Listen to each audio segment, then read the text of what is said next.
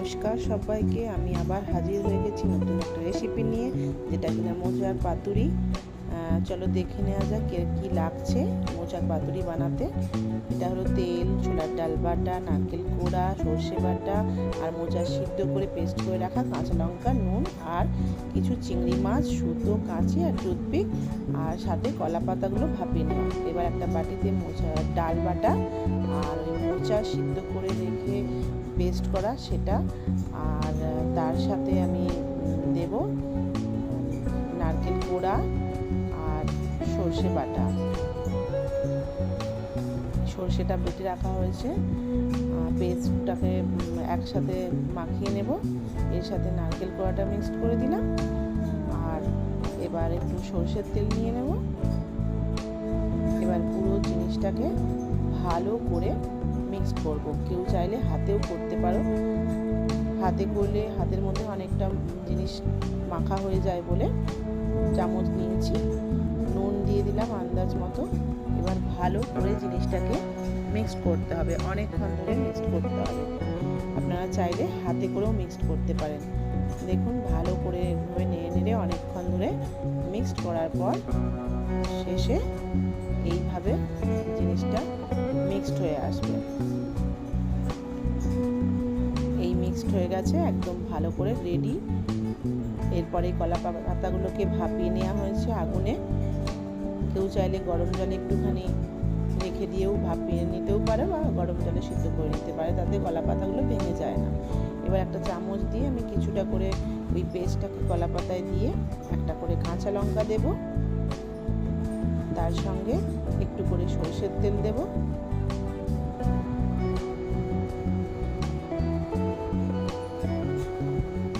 এবার আমি একটা ওর সঙ্গে চিংড়ি মাছটা ছাড়িয়ে রাখা নুন দিয়ে মাখানো হয়েছে, নুন দিয়ে দিলাম টেস্টের জন্য।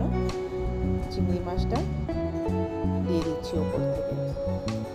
কেউ চাইলে এটা পুরোপুরি নিরামিষও করতে পারে, আমি নিরামিষ আমিষ দুরকমই দেখিয়েছি, কেউ চাইলে নিরামিষও করতে পারো। চিংড়ি মাছের ওপর থেকে আর একটু তেল দিয়ে দিলাম, জাস্ট ওই স্টিমেই কিন্তু চিংড়ি মাছটা হবে। এবার কলা পাতাটা সুন্দরভাবে মোড়া যাবে। দেখো এইভাবে কলা পাতাটাকে জাস্ট র্যাপ করে দুপাশ থেকে একটা সুতোর সাহায্যে আমি বেঁধে নিলাম। এইভাবে সুতো দিয়ে কলা পাতাটাকে, যেইভাবে পাতুরি মোড়া হয়, আমরা সবাই জানি পাতুরি সুতো দিয়ে মোড়া হয়, টুথপিক দিয়েও মোড়া দেখিয়ে দেবো, টুথপিক দিয়েও ইজি হয়ে যায়। এই বেঁধে নিচ্ছি।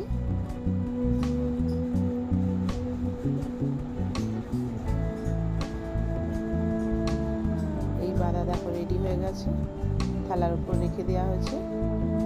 আগের থেকে অলরেডি একটা বানিয়ে নিয়েছি স্যাম্পল হিসেবে, আরেকটু নিচ্ছি। একটা কাঁচা লঙ্কা দিয়ে দিলাম। এবার একটু নুন উপর থেকে ছড়িয়ে নিচ্ছি টেস্টের জন্য। এবার একটু উপর থেকে সরষের তেল দিয়ে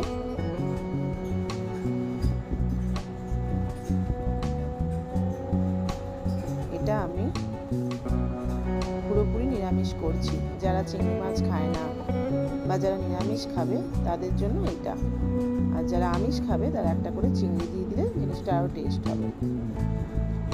এটা আমি টুথপিক দিয়ে মোড়া দেখাবো। যদি সুতো দিয়ে কেউ বাঁধতে না পারো তাহলে টুথপিক দিয়ে এইভাবে, কেউ চাইলে একটা টুথপিকও ইউজ করতে পারো, কেউ দুটো করতে পারো। জাস্ট এইভাবে টুথপিক দিয়ে পিন আপ করে রেডি করে নিয়েছি। আপনারা চাইলে দুটো টুথপিকও দুপাশে ইউজ করতে পারেন। কড়া বসিয়ে দিয়েছি অলরেডি গ্যাসের ওপরে, কড়া গরম হয়ে গেছে। ওপর থেকে তেল দিয়ে, সরষের তেলেই পুরো জিনিসটা করবেন, উপর থেকে তেল দিয়ে কড়াটাকে এইভাবে নাড়িয়ে নিলাম যাতে তেলটা গোটা কড়াটার মধ্যে ছড়িয়ে পড়ে। এরপরে রেডি করে রাখা পাতুরিগুলো, যেগুলো কলা পাতায় মোড়া ছিল, সেইগুলো একটা একটা এরকমভাবে বসিয়ে দেব।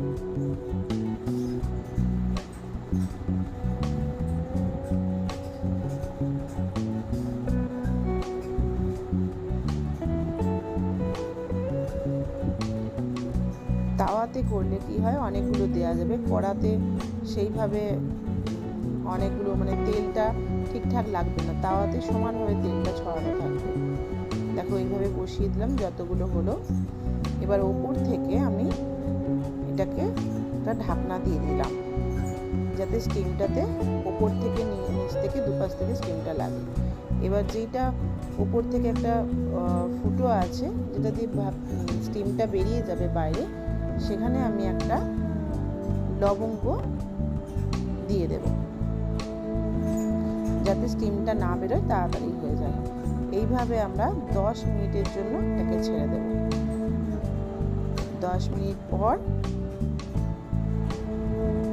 আবার ফিরে আসব। 10 মিনিট হয়ে গেছে। এবার ঢাকনাটা খুলে আমরা একটা পিঠ উল্টিয়ে নেব। একটা পিঠ ভাজা হয়ে গেছে, আর একটা পিঠ উল্টিয়ে নেব।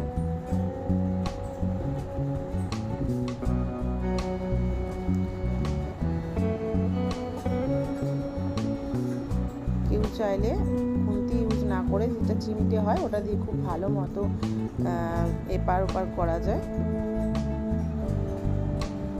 ধরে নিয়ে, যেহেতু এটা গরম, হাতে ধরা যায় না, তো চিমটে দিয়ে করলে সুবিধা হয়।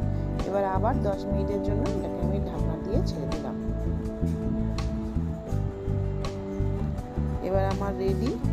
দেখো থালা অলরেডি এসে গেছে, পরিবেশন হয়ে গেছে। এবার খেয়ে দেখার পর বোঝা যাবে জিনিসটা কতটা টেস্ট হচ্ছে।